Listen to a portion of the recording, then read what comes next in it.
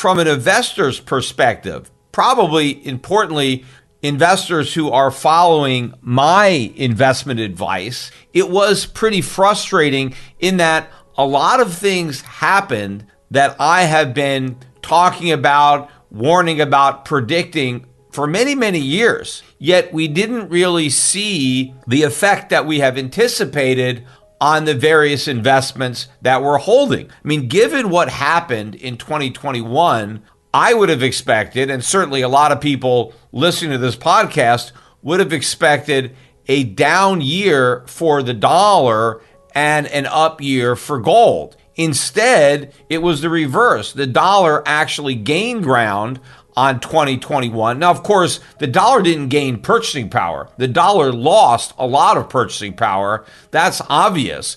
But on a relative basis against other fiat currencies, the dollar appreciated. The price of gold also dropped. I mean, it wasn't a collapse, but still gold was down about 5% on the year. Now, the year's not over. I am recording this podcast on Thursday, December 30th, just after the close of the U.S. stock market. So we still have another trading day left of the year. So I will get into the specific yearly returns for lots of different asset classes on the first podcast that I do in 2022.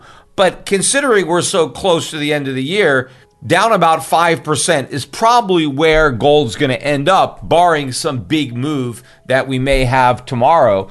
But despite that decline, we're still up on the price of gold as of right now, about 2.5% during the month of December. In fact, gold prices rose a little over $10 an ounce today. We're right now at $18.15. So it looks like we'll probably end 2021 above 1,800, which is still a pretty good base from which gold can build a rather spectacular rally. Looking at the price of silver, it managed a 21-cent gain today, so it's over $23 an ounce now, $23.05. It's a closer call as to whether or not we'll finish out the year above or below 23.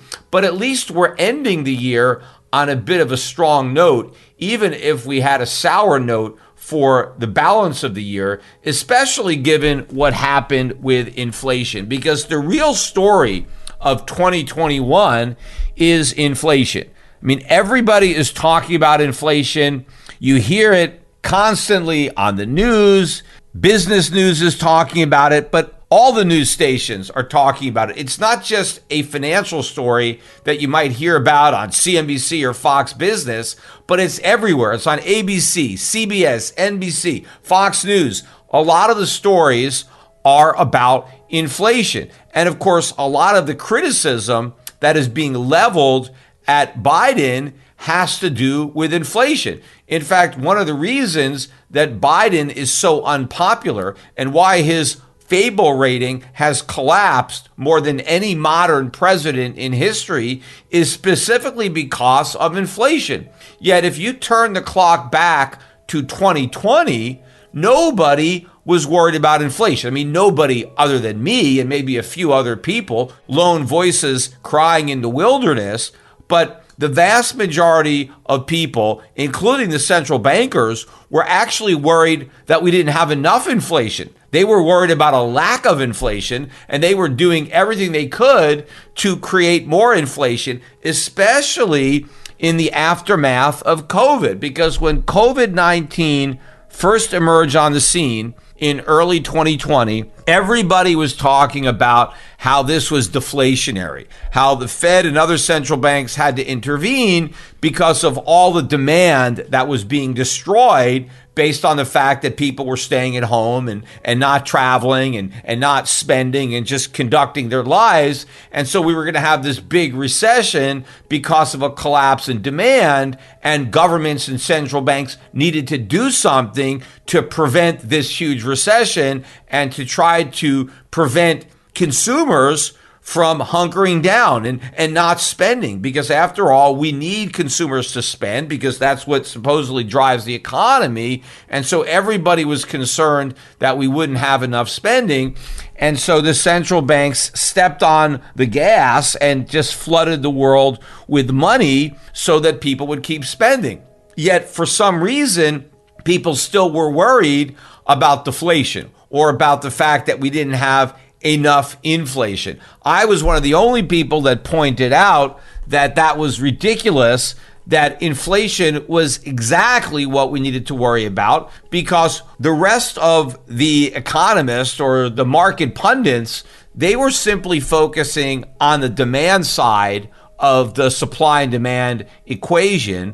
I was looking also at the supply side and recognizing that supply was going down. All of this talk about supply chain bottlenecks, none of this should have surprised anybody. This is all the obvious consequence of factories shutting down, of workers being furloughed. If people aren't going to work, they're not producing stuff. And if people aren't producing stuff, well, now there's a shortage of stuff. But also, we didn't have a drop in demand. Everybody was worried about demand going down.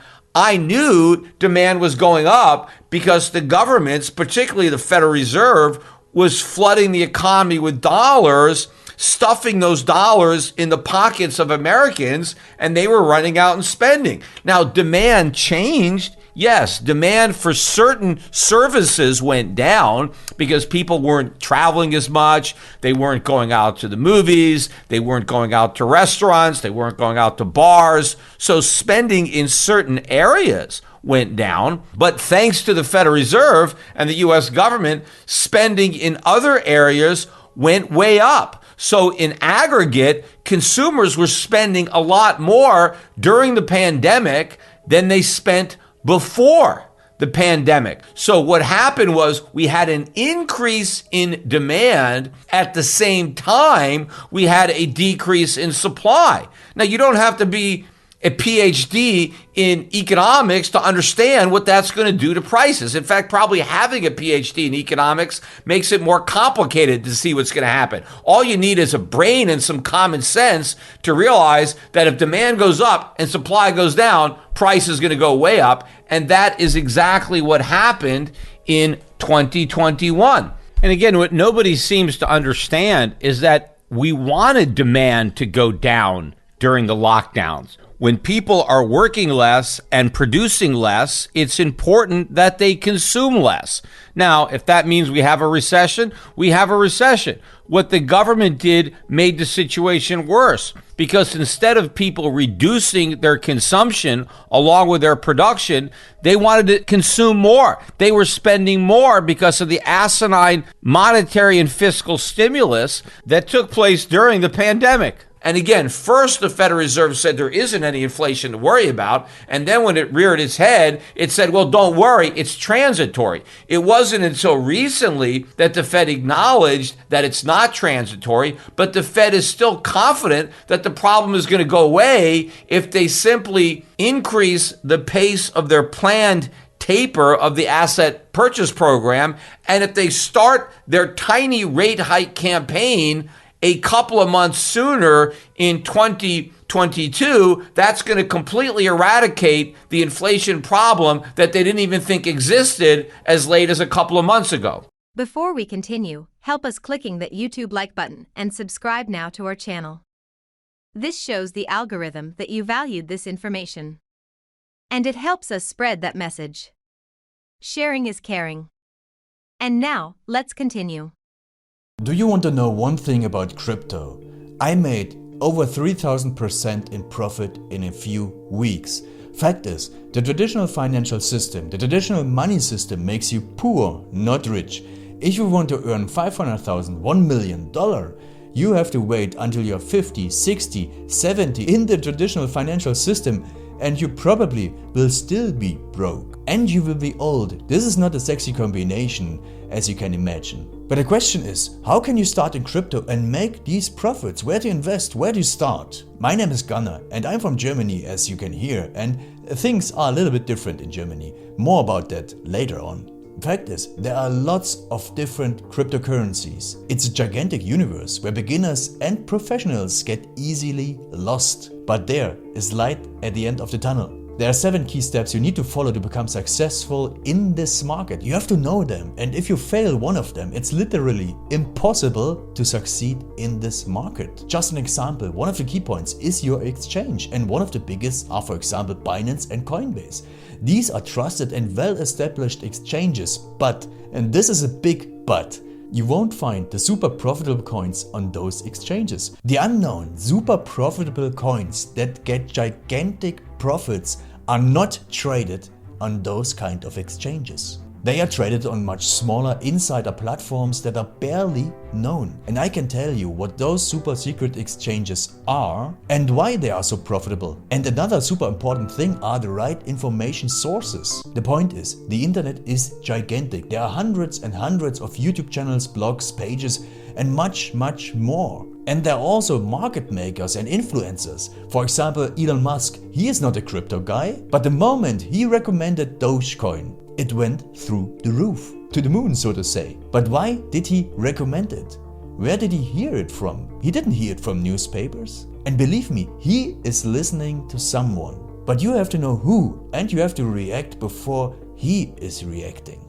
This is really, really important. And these are only 2 of the 7 steps you have to follow in order to be successful in crypto. And if you want to know all of these steps in much more detail, and if you want to have a comprehensive checklist, here's what you should do. There is a link below this video. Click on this link and you will get the opportunity to subscribe to my channel. Click on the link and you will see a video where I explain the next steps.